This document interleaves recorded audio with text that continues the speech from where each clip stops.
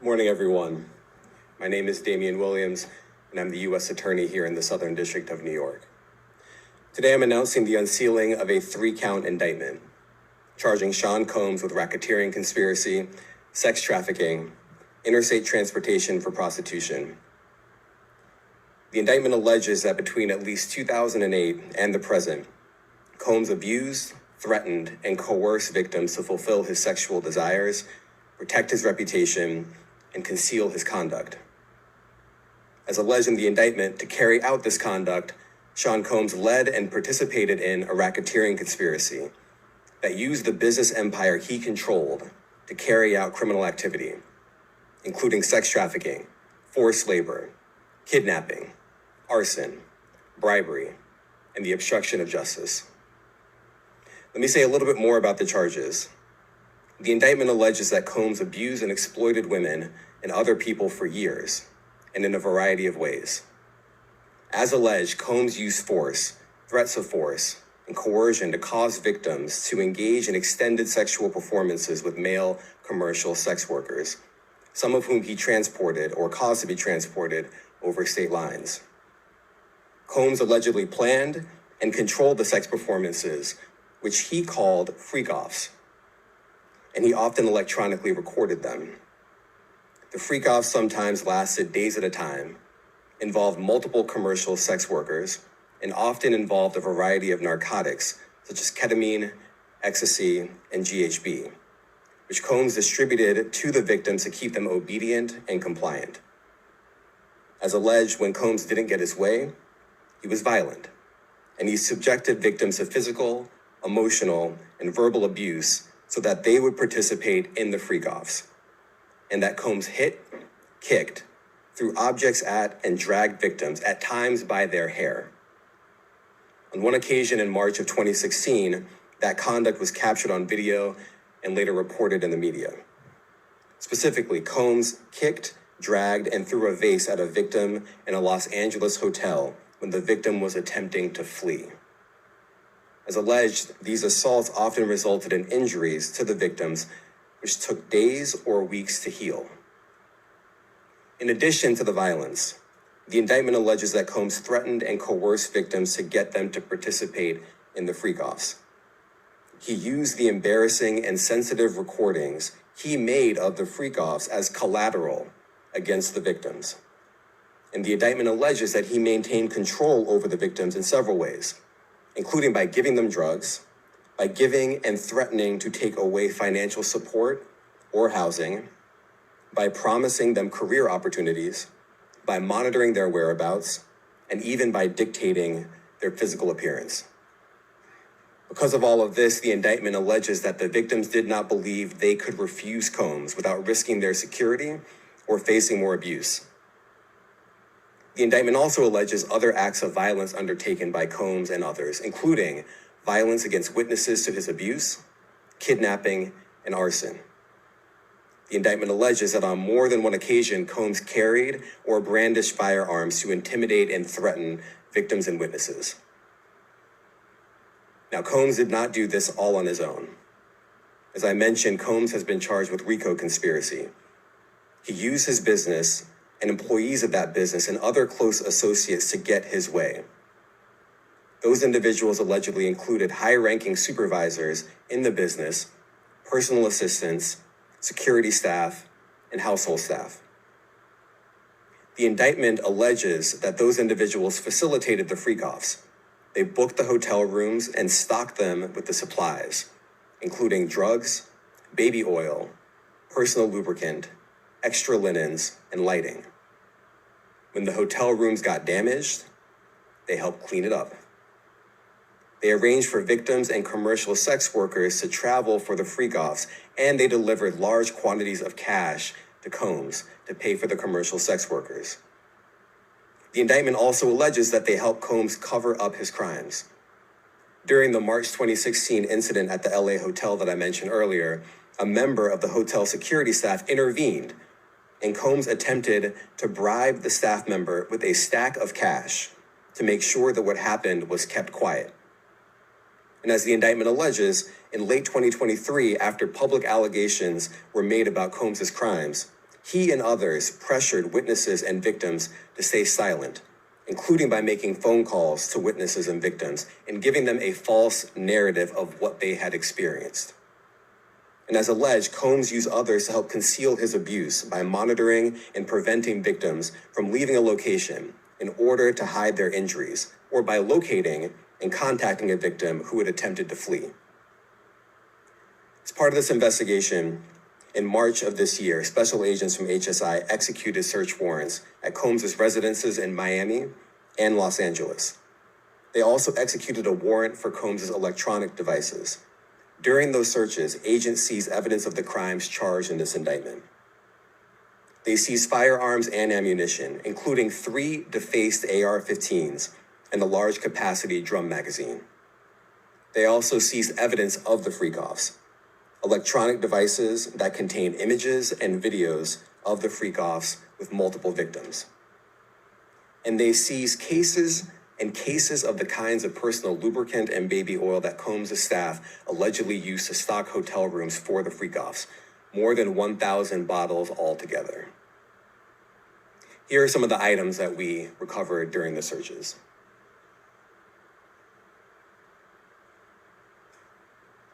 As you can see here, this is a drum magazine, large capacity, and it contains, I believe, 59 rounds. I mentioned as well, we recovered 3 AR-15s. This is a close-up shot of one of the AR-15s, and you can see right here, the serial number has been thoroughly defaced. Another picture of more ammunition and parts of 2 AR-15s right there. Now, I want to be clear about 2 things. First, this office is determined to investigate and prosecute anyone who engages in sex trafficking, no matter how powerful or wealthy or famous you may be. No one should doubt our commitment on that. A year ago, Sean Combs stood in Times Square and was handed a key to New York City. Today, he's been indicted and will face justice in the Southern District of New York. Second, we are not done. This investigation is ongoing, and I encourage anyone with information about this case to come forward and to do it quickly. Anyone with information can call 1-877-4-HSI-TIP. I want to express my deep appreciation for the victims and witnesses who have used their voices and helped bring this criminal conduct to light. We would not be here without them. I also want to thank the dedicated case agents on the HSI Trafficking in Person Squad in New York. They have been with us since day one and have worked tirelessly on this investigation. They will continue to be invaluable partners to us. I also want to thank the incredible agents and analysts from SCNY who have also provided tremendous assistance on this case. I'm deeply grateful for their continued work. And finally, I want to thank the outstanding career prosecutors from SCNY who are handling this case. Meredith Foster, Emily Johnson, Chrissy Slavic, Madison Smizer, and Mitzi Steiner, and their supervisors, Jamie Backleeper and Jacqueline Kelly. They are members of the Civil Rights Unit in our criminal division. We created the Civil Rights Unit when I became U.S. Attorney. I'm deeply proud of their work on this and so many other cases. I'll now take some questions. Aaron Katursky, ABC. Thanks, Nick. Damian, thanks. The indictment describes aggressive, open, violent, hedonistic abuse that you say was recurrent and widely known. Why did it take law enforcement so long to intervene? How many women were victimized by Sean Combs and how many others were involved? Look, our investigation is ongoing. We are committed to bringing justice to everyone who's been victimized by the defendant. I can't tell you why it took so long. I think the better focus is on the fact that we are here today. And we are committed to making sure that justice is done. Next question. Thank you. Julia Ainsley, NBC. Thank you for doing this. You said we are not done and that Combs did not do this alone. Do you foresee that there could be other charges related to this case? I'm not taking anything off the table. Janet Fisher, Newsday. What's the difference between the sex trafficking and promoting travel for the purpose of prostitution? Well, there are different crimes with different elements. I don't think we should get into the nitty-gritty of the legal discussion right now, but the sex trafficking, we believe, they're all serious offenses, but the sex trafficking conduct carries some significant penalties, and we are gratified that we were able to bring that charge. One more coercive than the other? I'm not going to be able to get into that, but you can look it up, and yes, sex trafficking, especially when it involves coercion or force, is a very serious crime, and it carries significant penalties. Good afternoon, Darla Miles, ABC7 New York. Thank you for this press conference and for the details. 2 questions. In context of this indictment and the information that was presented to the grand jury, are you able to clarify the number of victims? It's mentioned plural in the indictment, but can you specify the number of victims just for this particular indictment? And secondly, can you provide details about the alleged arson? Unfortunately, I'm not able to provide either. The number of victims, you are correct. We are intentional in saying multiple. The details of the arson incident are limited to what we have in the indictment and also the detention letter that we filed, which contains more details than the indictment does at various points, but we don't have anything more beyond that. Next question. Lynn Tran, CNN. Are any of his accomplices or associates under investigation? And additionally, could he face any more charges? So the investigation is ongoing. That means both as to him and to anyone else who we believe committed the crime with him. Next question. Juliet Papa. Hi, good morning from 1010 Wins. Any indication that some of the women or victims here were imprisoned in his residences, and did he have locations where he kept them, and did they were not allowed to leave? And also, he's indicted here, although there were searches and raids in LA, Miami. Why in New York? Well, I'm biased. I'm the U.S. Attorney in the Southern District of New York. I think that we have an outstanding track record of bringing some of the most impactful, sprawling, complex, difficult sex trafficking, human trafficking, labor trafficking, you name it. The Southern District of New York can do it, and so we're very proud of that.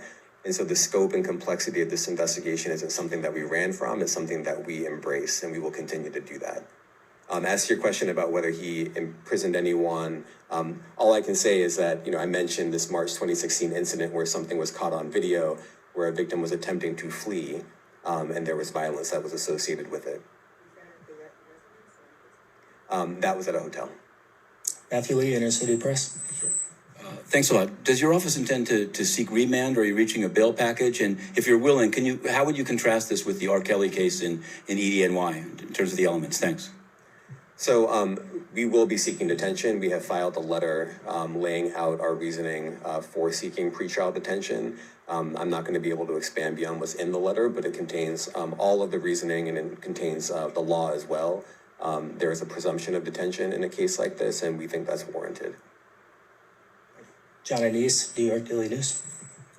Thank you. I was hoping to get some more detail about the searches of his residence, the guns, the cases of lubricant, and the videos. Where were they found amongst his residence? Were they all scattered around the houses in one place? I kind of wanted to just get a better picture of how that stuff was found. Well, look, I think that some of the details that you're seeking are in the detention letter. So, for instance, some of the AR-15s, 2 of the 3 defaced AR-15s were found in his bedroom closet in Miami, broken down into parts along with magazines with ammunition loaded in them. So some of that detail is in the detention letter. Beyond that, I'm not going to be able to get into where other items were stored. Ben Kochman, Post. Hey, thanks for doing this. Your office was the office that had been prosecuting Jeffrey Epstein before he died in custody. I have not read your detention memo yet. It's the first thing I'm going to do after this ends. But does the memo address, or is your office concerned with Combs' safety in custody, given what happened with Epstein. So we are concerned with anyone's safety whenever they are detained prior to trial. It's part of our obligations to keep people safe as well. It's part of the criminal justice system. So, but I do not draw any sort of connection between Jeffrey Epstein's suicide and what may or may not happen to any other defendant while they are detained pretrial. And of course, the decision whether to detain the defendant will be up to a judge. Our position is that pretrial detention is warranted under the law and based on the facts of this case, and I'll leave it at that. Are some of the prosecutors on this case some of the same prosecutors that had been handling that or that worked on the Maxwell case? So I'm not going to get into the staffing. I will say that this team, this group of AUSAs, this incredible group has been working on this case around the clock, and they've had their hands full. Next question. Gus Rosendale, NBC News. Good morning, sir. Combs' attorney said that his client has been cooperative with investigators. He said that this morning. I was wondering if you would have a reaction to that. Let me just say this. I think that generally with increasing frequency, the word cooperative or cooperating has taken on tremendous elasticity and it no longer really bears any relation to what the word means when we use it in a very specific context. So responding to lawful process and the like does not qualify as cooperation when we use that term here. Mike Sisak, AP. Thanks.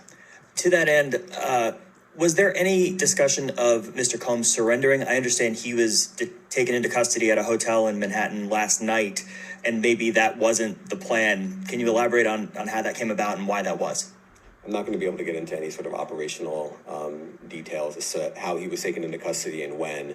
He is in custody right now. He will be appearing in court later today. Was there any discussion of him surrendering, given, they claim he's cooperating? I'm not going to be able to get into law enforcement tactics or operations.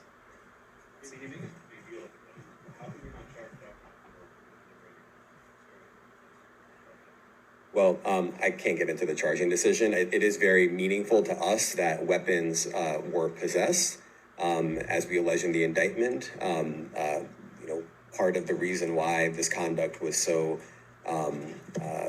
pervasive and harmful was because victims and others didn't necessarily feel comfortable denying him his wishes, as we allege, because of the presence of firearms. I should leave it there. Thanks. Last question, Jacob Shamison. Jacob Shamsian, Business Insider. Thank you. Given that he's the sole defendant in this case and that you allege he's part of a conspiracy that involves members of his companies, do you anticipate a superseding indictment that bring allegations against other members of his companies or other co-conspirators as well? I can't take anything off the table. Anything is possible. Our investigation is very active and ongoing. And I think a lot of you who cover this office know that when we say such things, that developments are certainly foreseeable, but I cannot predict them sitting here today. All right, thank you, everyone. Thank you. Thank you, everyone. Thank you.